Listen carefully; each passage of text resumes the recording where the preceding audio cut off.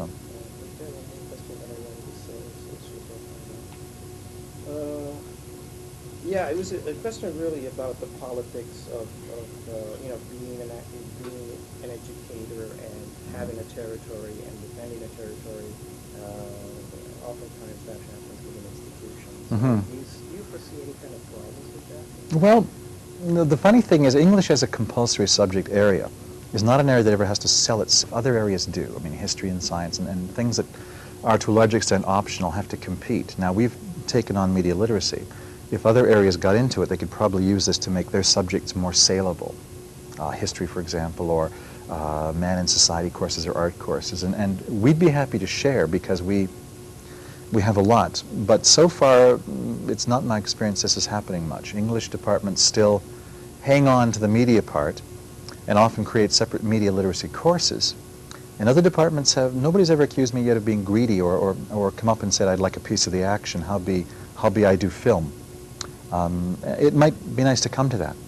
Art departments probably could do film as well or better than we could, since many of them are into already still photography, and some of them are into Super 8 and things, and have gone into Video 8 now and are into the production end.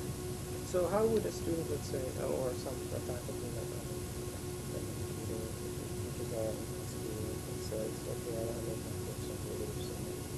Well, we'd have to talk to them about the difference between just making films or looking at films and doing media literacy, which involves the whole idea of critical awareness, looking at technique and looking at ideology and looking at values and all of these larger things. And this is why probably art teachers with very technical backgrounds have not yet showed much interest. They're much happier teaching photography than trying to do kind of critical readings of different photographers. And would they have to be accredited by? I don't know what kind of upgrading they would have to take in order to satisfy whatever requirements. Right now there is a formula for taking a specialist certificate in media literacy, and there are a number of things you have to do. Other subject skill areas haven't got into this yet, and I hope do. I hope should. It shouldn't be seen as just an English thing. I mean, that's sort of a question that's been floating Yeah. around.